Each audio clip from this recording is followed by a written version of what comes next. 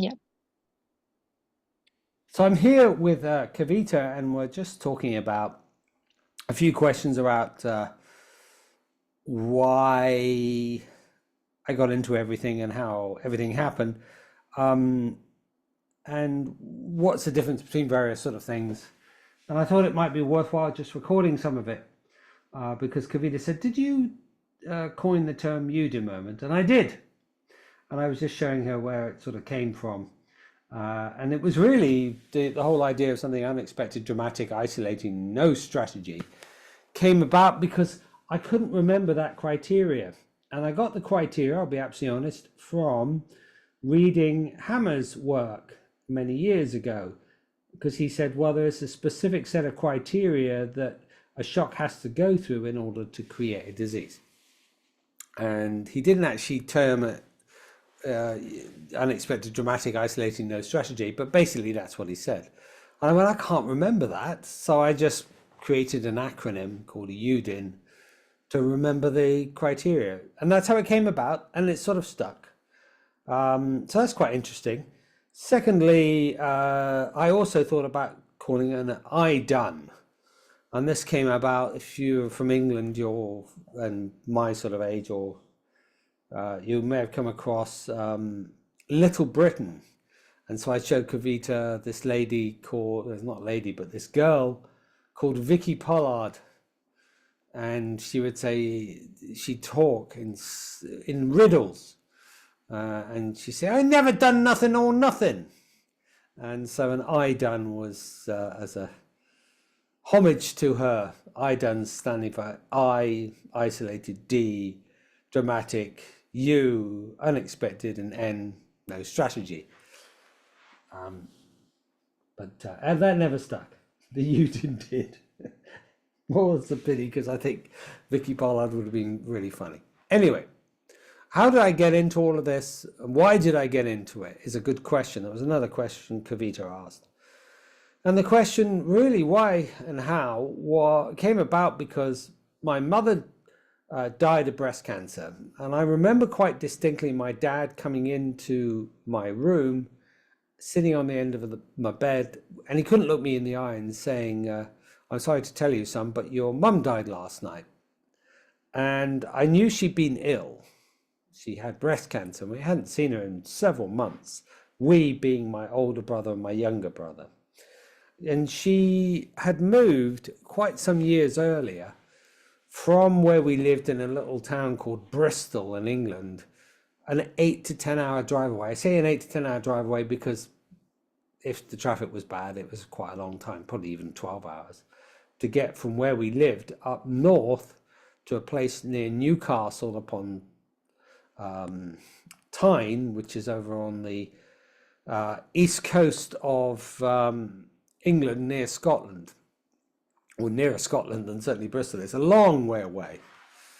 It was actually a place called Darlington, if you really want to get more specific.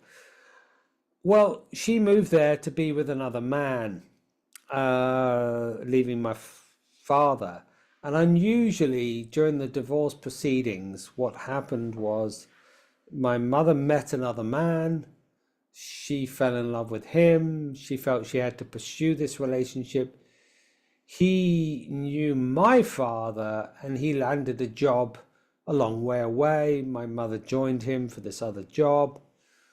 So because she couldn't support herself, she was a physiotherapist. She certainly could not support three boys.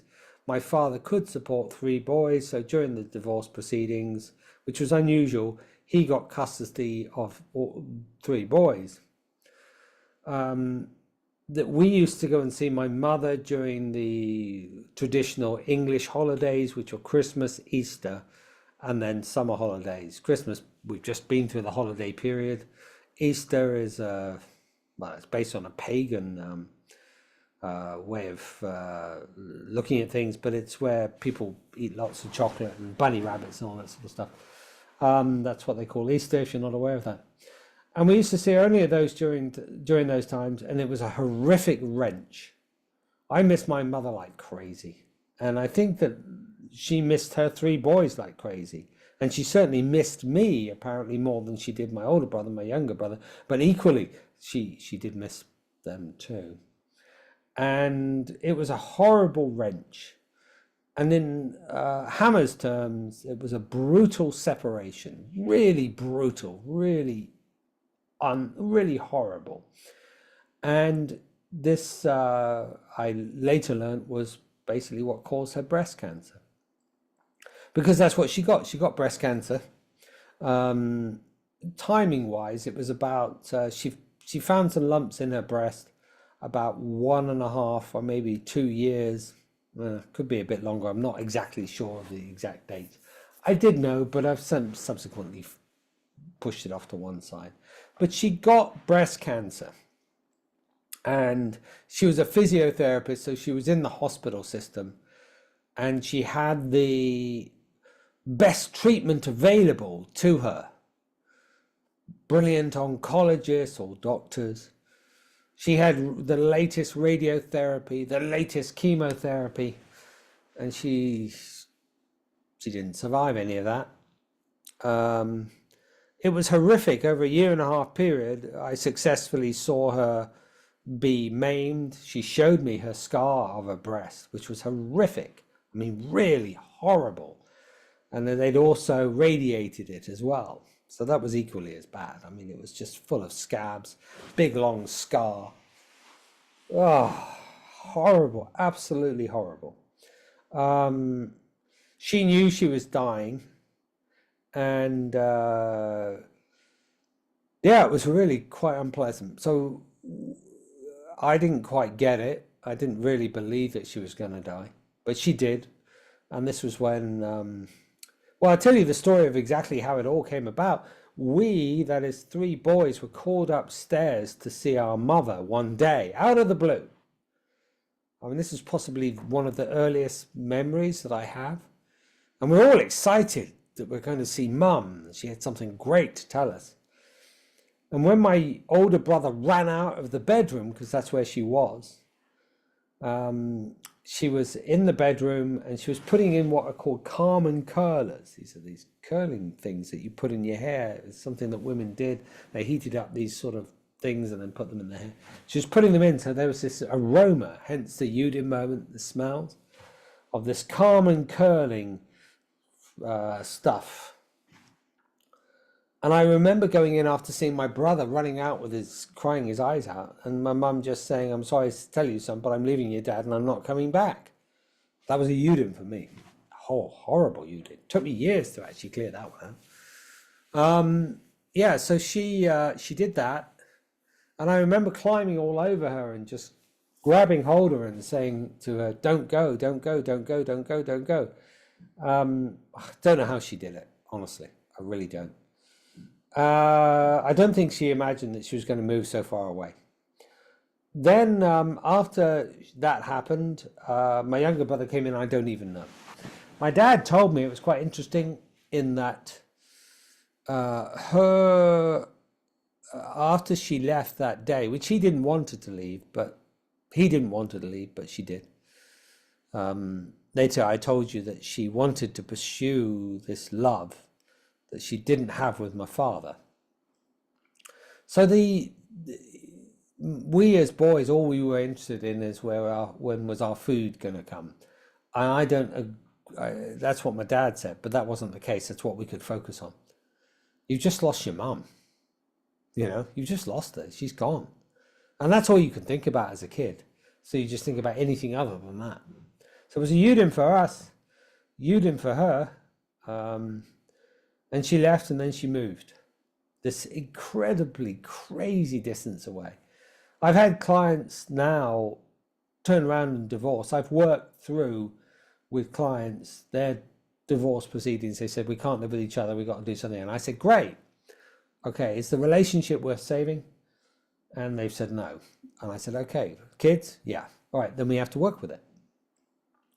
And I said, "Look, just because you can't get on with each other, you don't have to destroy the children." And they're in agreement with that. And so we have some agreements about what's said and what's not said. And this is all based on my experience with my parents and other work that I've done with other clients. One of the things I always say is, as parents, never move away from your children. In other words, if your mum and your dad are there, one of them doesn't go off and live in a foreign country, because that's essentially what she did, that sort of distance. You just live close by, 20 minutes, so that the children can still be with you, and you never criticize each other either, because as my mum and my dad would criticize each other. And what does that do to a young kid who's completely innocent? It screws them up. That's what it does. So anyway, she did move, and she then got breast cancer through this brutal separation from her children. And as I said, successfully killed by the medical profession. I say successfully because that's basically what the treatment is about. It's about, who honestly gives a woman the most horrific chemical you could possibly ever find that doesn't quite kill you, but takes you within an inch of your life. And then who in their right mind does something equally as barbaric? Take another element that isn't a chemical, but a radioactive element, and then purposefully bombards a person with radioactivity. I mean, excuse me, but it is so, and fill in the word, expletive up, isn't it? It really, really is. I'm using that word. It sounds like laziness, but it really is just madness. So, and then as well, the other thing is, because your body's done something, then let's just lop off the breast. Hey, yeah. Well, who on earth would think of such a thing? It would have to be a male, right? Oh, let's take off the breast. Oh, yes, that's good. Well, it's obviously cancerous, and we've got to get rid of it. It's just madness, right? But that's exactly what they've done, and exactly. Not only is that done, it's done with a bravado, and it's done with no bloody good research to say that it works as well. The same with this chemotherapy and radiotherapy. They don't work. There's no proof that they work. The only thing they do is they shrink the tumor, and if you remove the breast, it gets rid of the tumor. But it doesn't actually solve the cancer. So what does cause the cancer? Then you go down that avenue. We know that that's caused by the underlying stress, the unexpected dramatic isolating shock where we have no strategy of dealing with it. And in my mum's case, that was her leaving 3 boys behind. Brutal separation. And it was of her own doing. And that was what really brought me into this field, because a bit later on, after 12, at age 12, I remember I was walking up these stairs in the school I was living in. It was in Bath. I actually lived in a place called Wick in Bristol, if you want to know the exact location. But I went to school in Bath, and I remember going up these steps, because Bath is built on hills. And I was on my own, and I was crying my eyes out because I'd heard she died.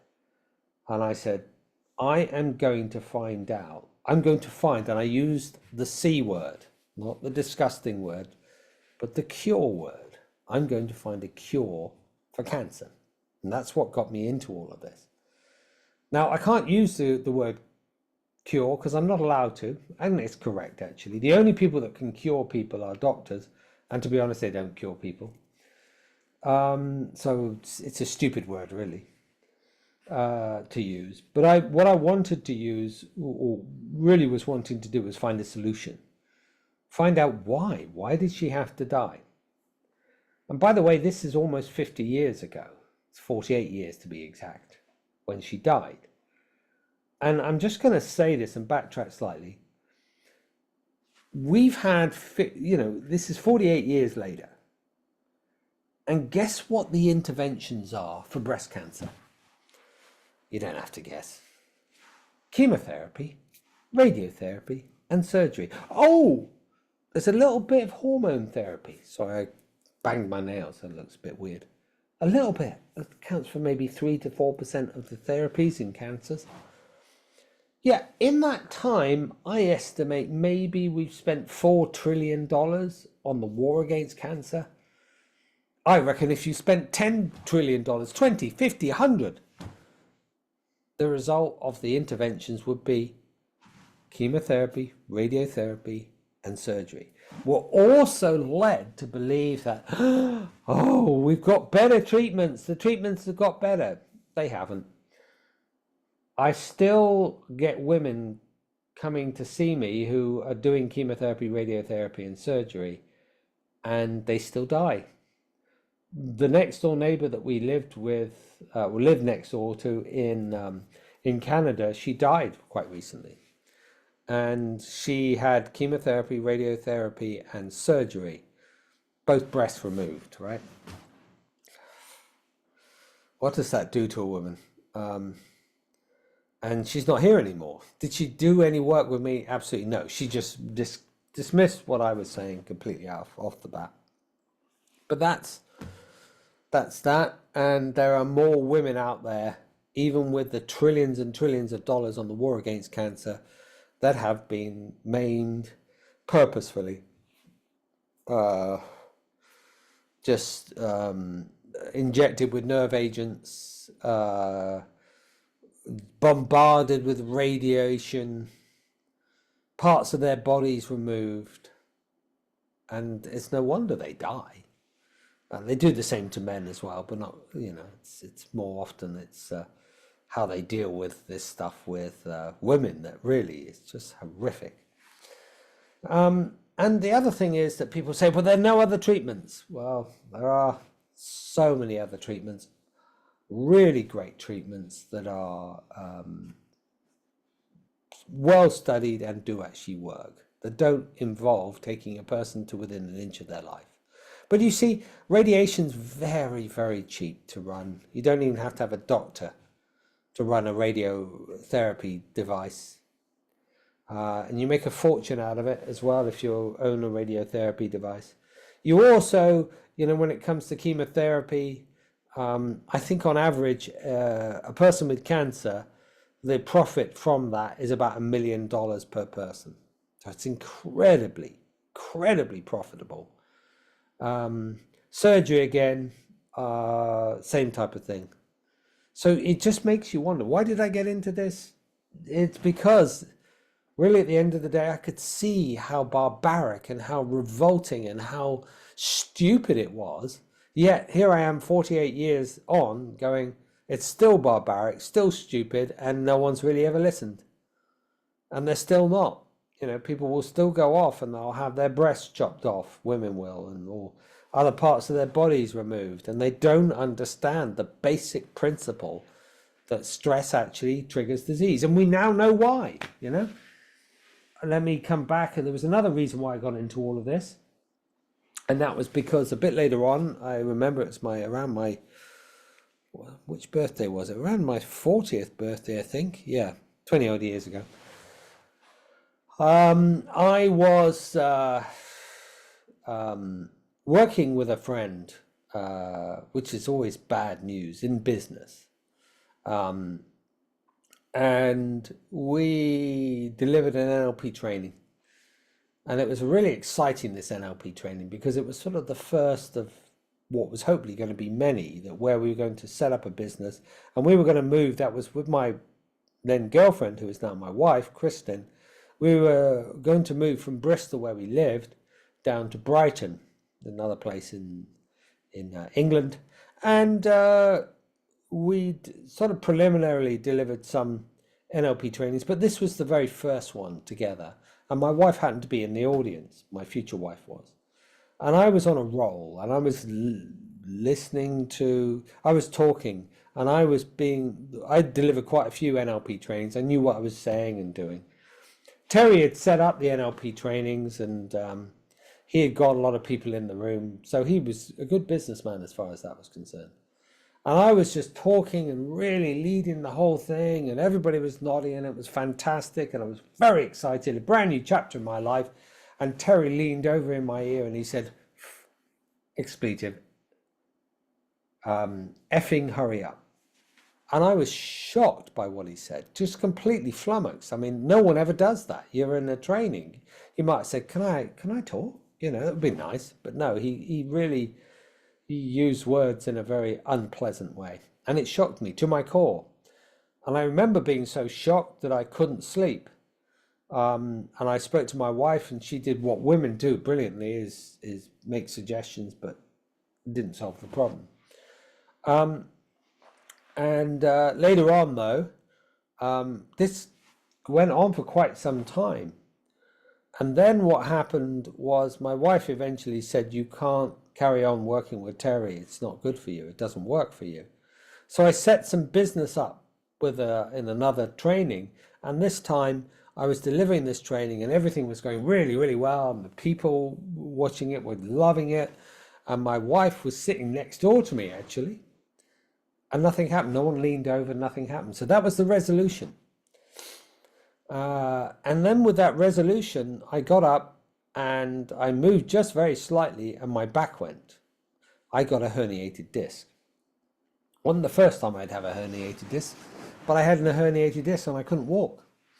And this herniated disc went on for about a year and a half. And it was eventually when I was in Germany trying to solve this problem. And by the way, I'd done everything. I'd done a lot of emotional work. I was NLP trained. That didn't solve the problem. I spent thousands and thousands of dollars with some of the top therapists in the world. Didn't work. I'd cleared this problem over and over and over and over and over again. Didn't work. I'd spent time with some of the best back professionals in the world. Didn't work.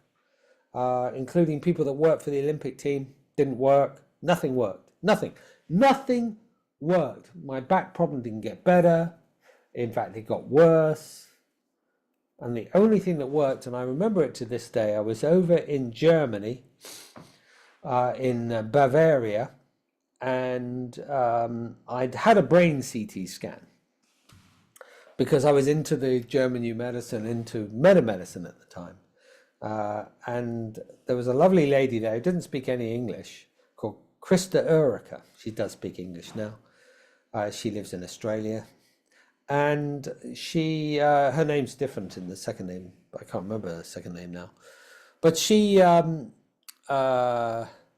sat down, and Dr. Barder, who's one of my mentors, he looked at my brain CT scan. He says, "Yes, I can see you've been over these problems 6 or 7 times. And it's all about your own personality, your deep personality. And you've taken this on." Anyway, Krista actually helped me because Terry, the original shock, was in the audience at the time. And I said, she said, "Where do you feel no strength?" And I said, "Because of him." And it was all me pointing a finger at him. And she said, "No, it isn't about him, it's about you." And actually, she used EFT to heal it. So I do believe in EFT. And I think it's the ability of the practitioner to, one, work with the stuff and also then get straight to the point.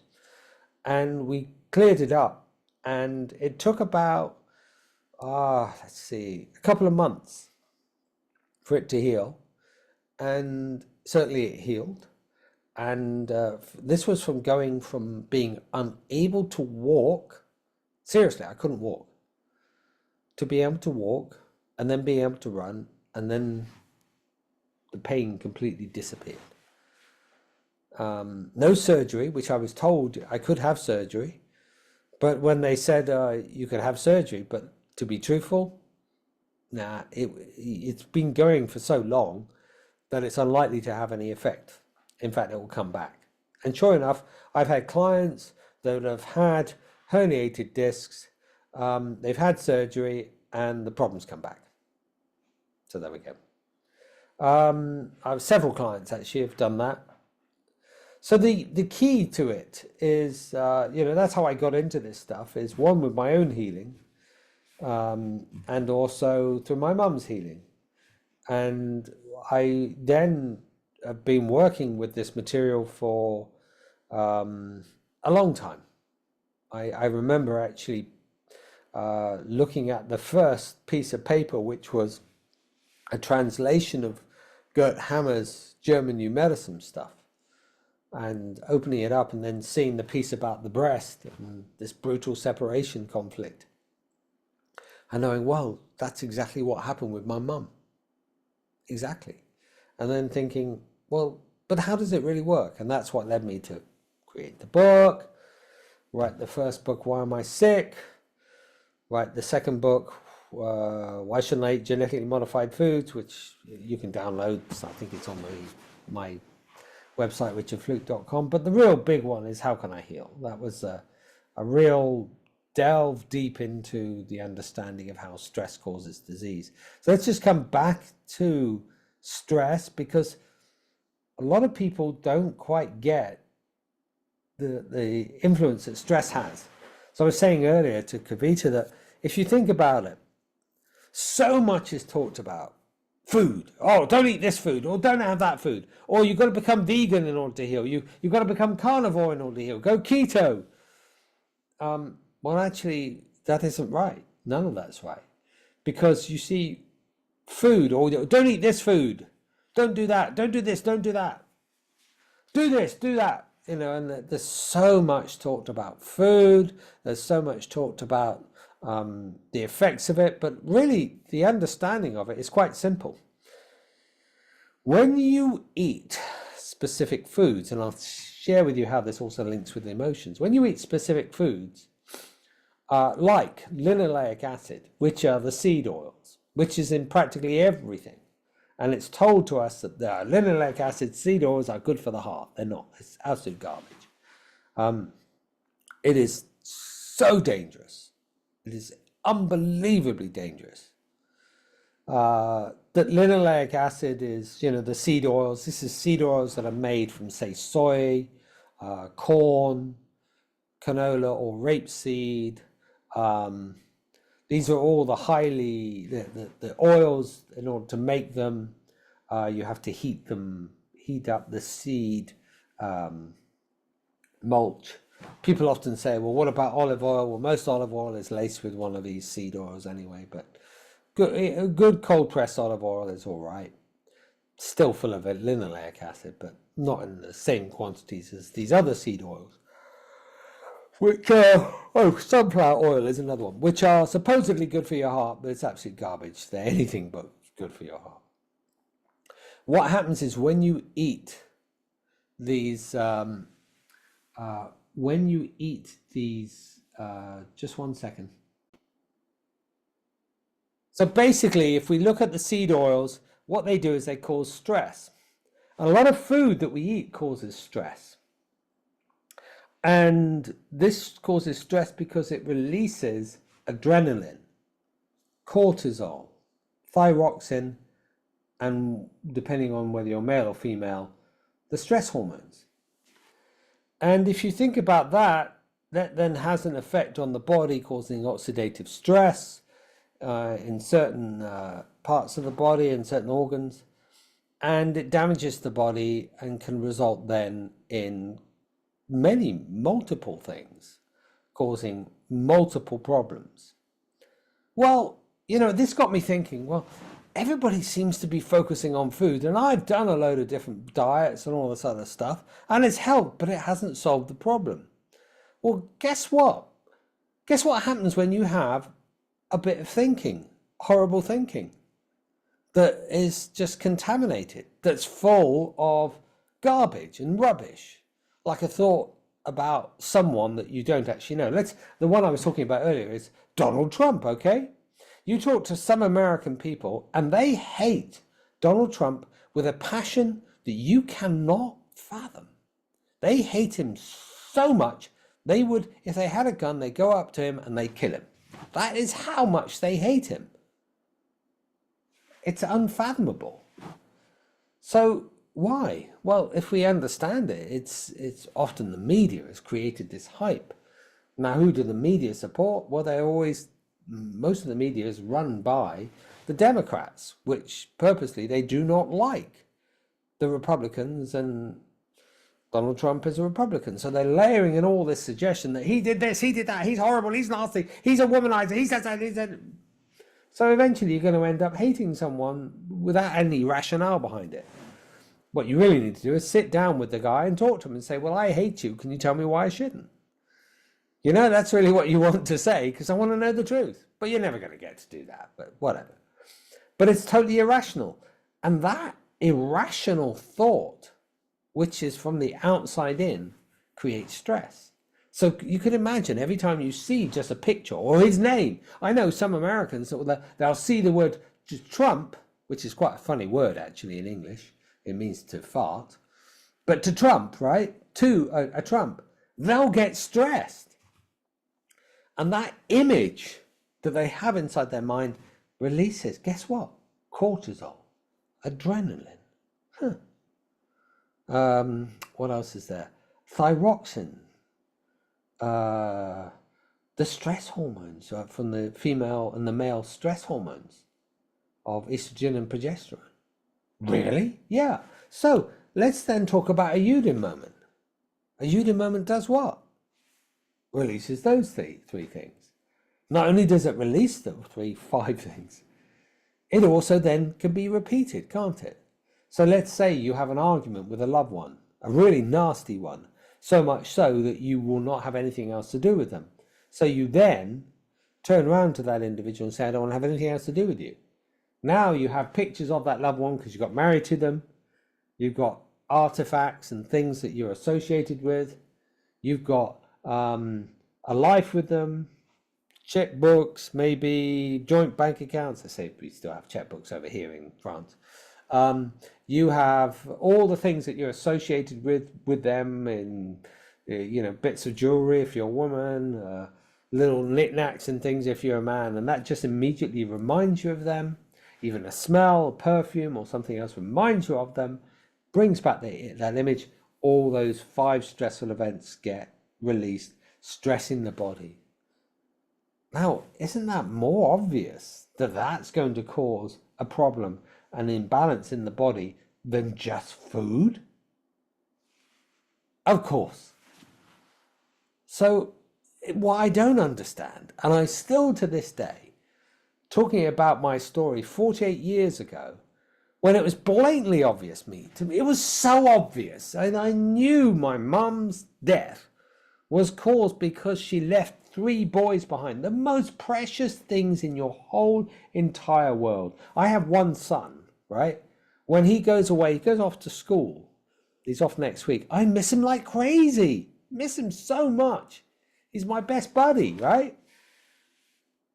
And she left 3 boys behind, and she moved such a long distance away. It could have been in a different country.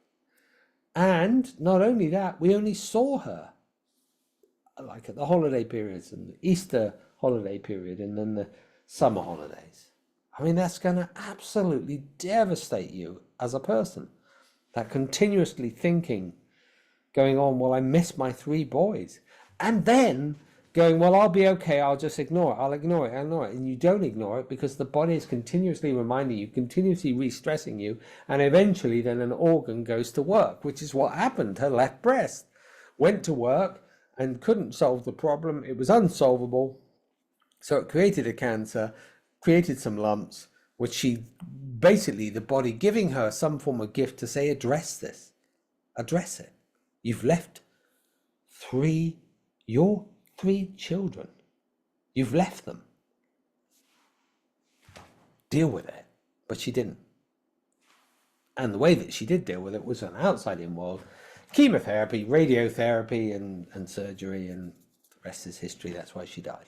So now I know the answer to the problem. That's how I got into all of this, because I knew that there were some solutions. And the solutions I came across were over 20, well, actually in 1992, 93, I came across it.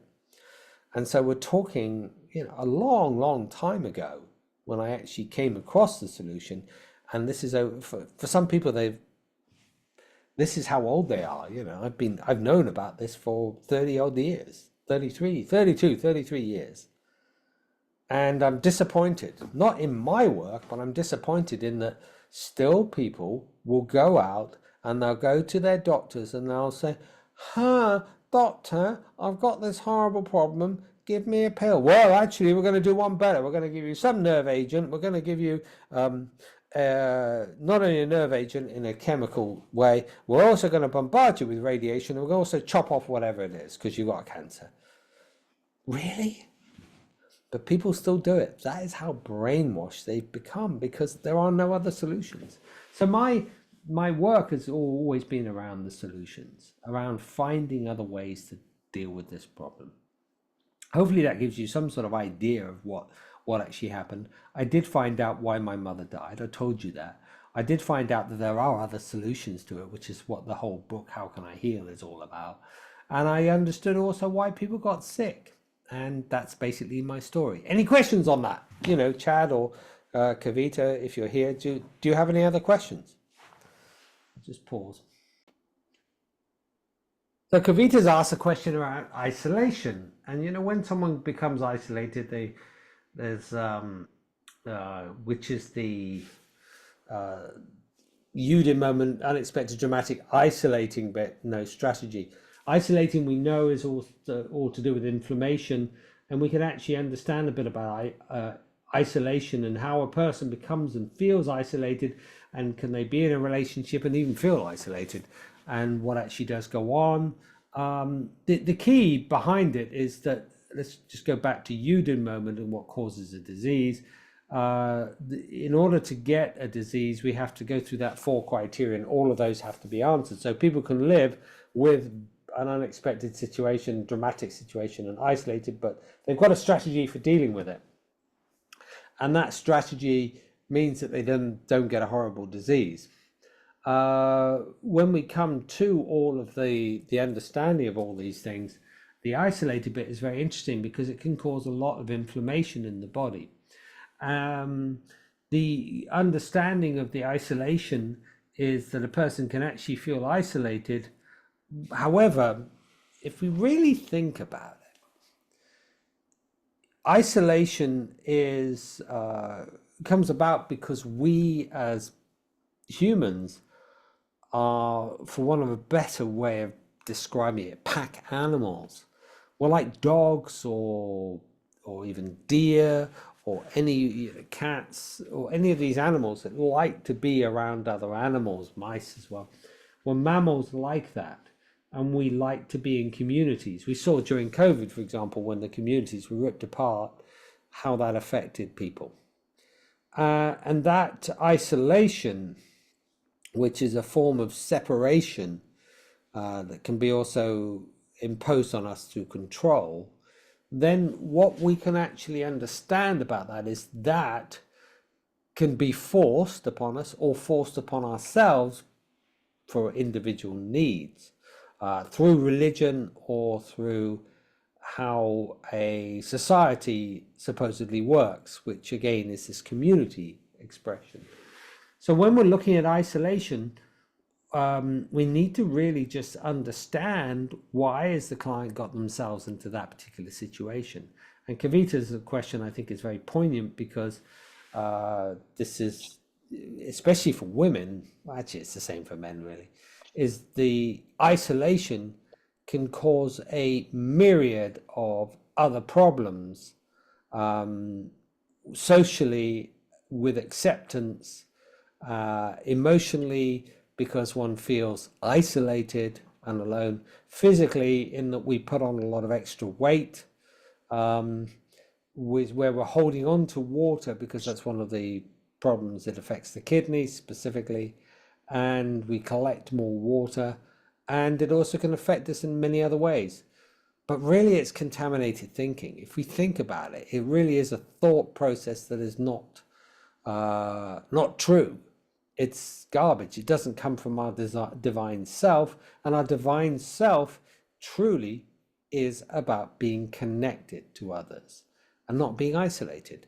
If we even go back to the original teachings, say for example, let's say fish go in shoals, and if suddenly they're thrown out of the water, they're isolated. So what then happens is the fish will collect water in order that it can survive, and fish can survive up to about 30 minutes outside of water, holding on to the water so they don't dehydrate, and then find their way back into the water. They can do that.